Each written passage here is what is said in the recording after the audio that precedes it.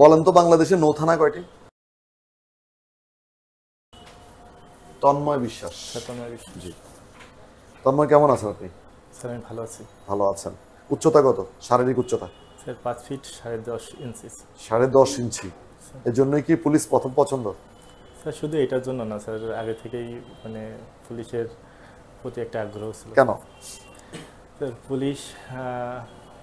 পুলিশের প্রতি একটা আলাদা সম্মান, আলাদা একটা ভালোবাসা এবং সামাজিক মর্যাদা আছে। এবার এখানে মানে গুড লজিস্টিক সাপোর্টও আছে। তারপরেও দেশের আইন শৃঙ্খলা রক্ষায় নিজেকে মানে আইন শৃঙ্খলা রক্ষার ক্ষেত্রে নিজেকে মানে অবদান রাখা যাবে এখানে।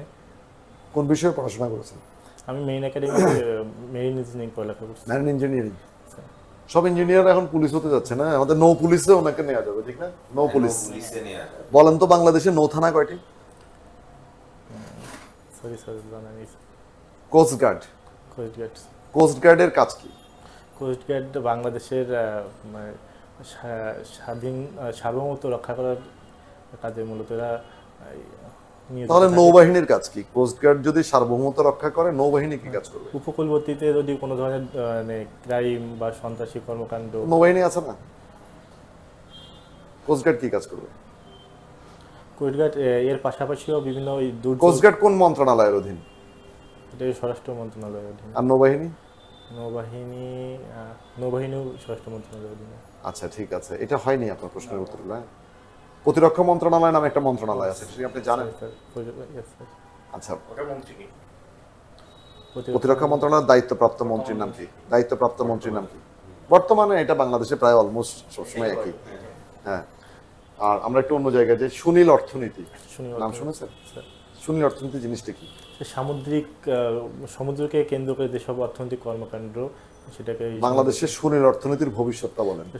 বাংলাদেশের সুনীল অর্থনীতির ভবিষ্যৎ ব্যাপক। বাংলাদেশের সমুদ্রে আর কি 26টি ব্লক তৈরি মানে খোঁজা হয়েছে এ পর্যন্ত, তেল, গ্যাস ও অন্যান্য খনিজ পদার্থ অনুসন্ধানের জন্য।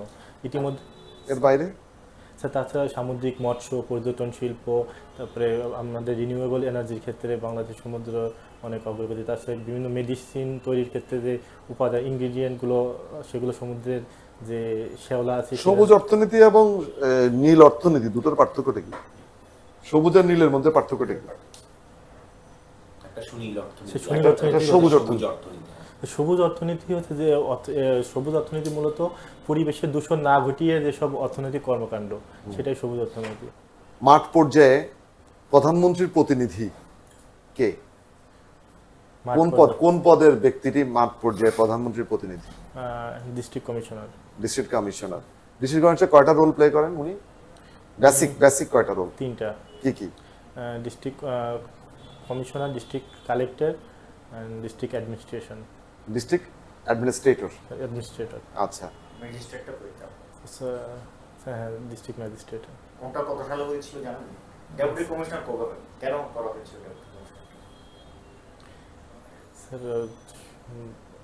জেলা পর্যায়ে আইন শৃঙ্খলা রক্ষা এবং সকল ধরনের প্রশাসনিক। না, ডেপুটি কমিশনারের কাজ কি আইন শৃঙ্খলা রক্ষা?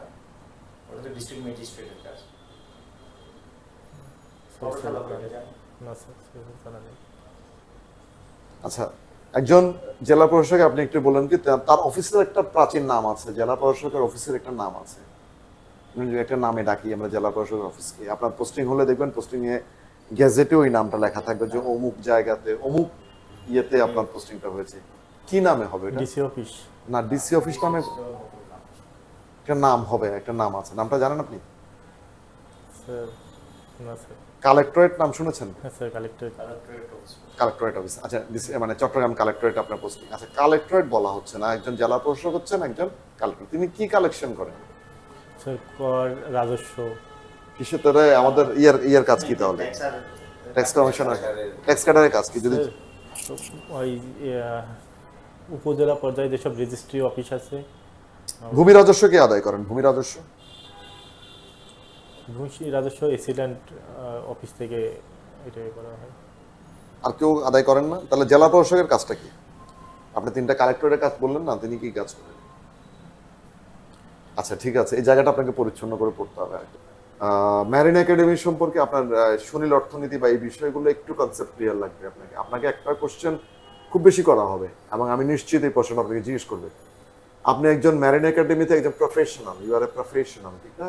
স্যার আপনি একটা প্রফেশনাল ট্রেনিং করেছেন, একটা প্রফেশনাল ডিগ্রিও নিয়েছেন, স্যার সেটা বাদ দিয়ে আপনি কেন এখানে আসবেন, এটা আপনি খুব সুন্দর একটা আনসার তৈরি করবেন, খুব চমৎকার একটা আনসার তৈরি করবেন এই জায়গাটাতে। হ্যাঁ, স্যার এটা আপনাকে একদম কনফার্ম এই কোশ্চেনটা জিজ্ঞেস করবে।